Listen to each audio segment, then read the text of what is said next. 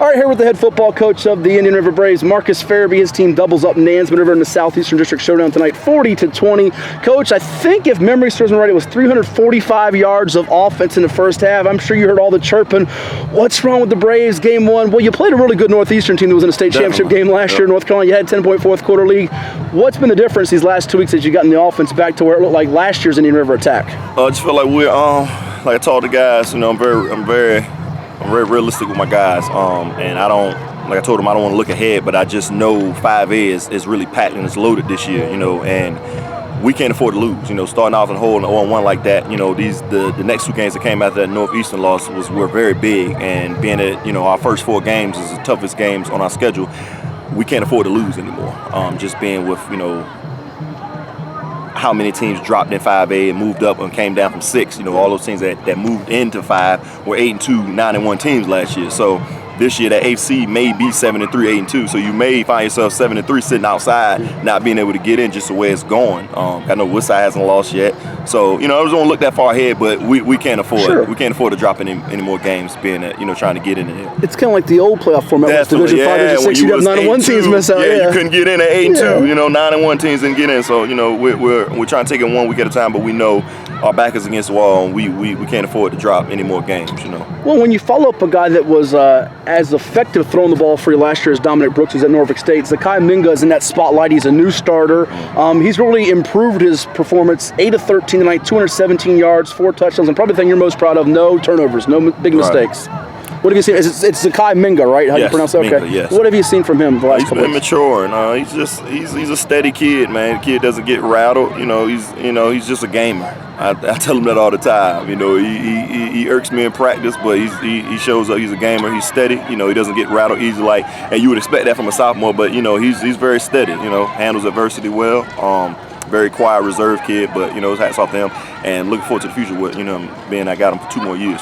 Yeah, absolutely. Only a 10th grader. It's hard to gauge in passing league just how good a passer is, but you can't see running ability. He showed some slippery moves tonight, scrambling. And your running game tonight, you guys stayed balanced and were both throwing it and running it effectively. Yes, because he was a running back. He played running back in middle school. When he got here in 9th grade, and he wanted to take a shot at quarterback. He's a hell of an athlete. So maybe that's probably why he doesn't get rattled. He's a running back. He's not afraid to get hit. So I think, like I said in preseason, our success will hinge on how fast he matures, and I think he's doing very well so far.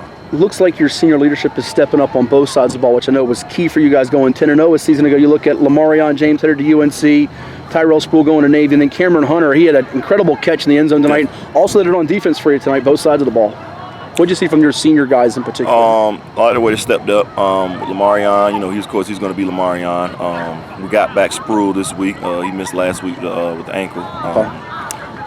And on the defense, with Corey Lucas and Ryan Piles, on the edge, those guys, they play big for us.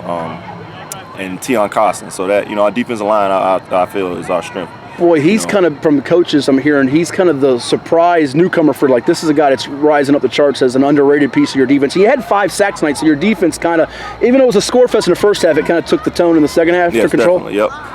Those guys are seniors, they've been waiting their time to play. Ryan, he played sparingly last year, with the D-line we had last year, and this year, waiting for his opportunity. Ryan Piles, yep. And, he's answered the call very well for us. So, and we hoping to get Powell back next week. And that just, Powell Rowland? Yes. Okay. We're hoping to get him back next week when he gets his MRI. So that just helps us. That's a plus. Yeah, it's a game changer. Yeah, right. So when he gets back, we'll be at full steam. So that'll be good. I'm looking forward to that. Much like an Ashawn Moore and a Ben Smiley and Devin Hunter. Last two, I appreciate your time. I want to know, as a play caller and a coach, and you've been around doing this, it's weird to watch a game, and you had that shootout of a game a couple years ago with Morey in the postseason first round that was, I think, over 100 points, 1,000 yards.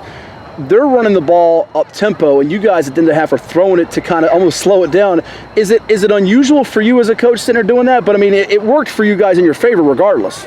I do a lot of things off the field. That's why I like calling plays on the sideline. Even when I was a coordinator, I called from the sideline because you get a good feel of the game with the defense and your guys, and you can get your eyes on certain things. So I call a lot of things off the field. Not so much I throw the ball to try to slow the tempo down. I want to score and play fast, but sometimes it's usually over around though. You run it to, and it was odd tonight. Kids I thought get anxious. You need to bring them back. So sometimes you slow down play calls that way, or you'll call a play to sort of try to settle everybody down. kill the jitters and things of that. So I try to do everything off field. Lastly, you got this team called Oscar Smith next Saturday. You know how big that game is for Chesapeake, Southeastern District bragging rights. Your take on them and what have you seen? I guess a little bit of film. Probably saw the Highland Springs game in person, and last week they won 76-0. Your take, new program there with Chris Scott at the helm. I know they're gonna be well coached, under Chris Scott. So we're looking forward to that one. Of course, it's always gonna be the big game on Saturday. No other games are going on, so I expect a big turnout. I know a lot of people are looking forward to it because we beat them last year. So we'll get ready this week for that one. Braves look to take care of home turf here Saturday, September 28th at James Fry Stadium, Indian River. Oscar Smith, congrats, Lynn. Thank you so much. All right, thanks.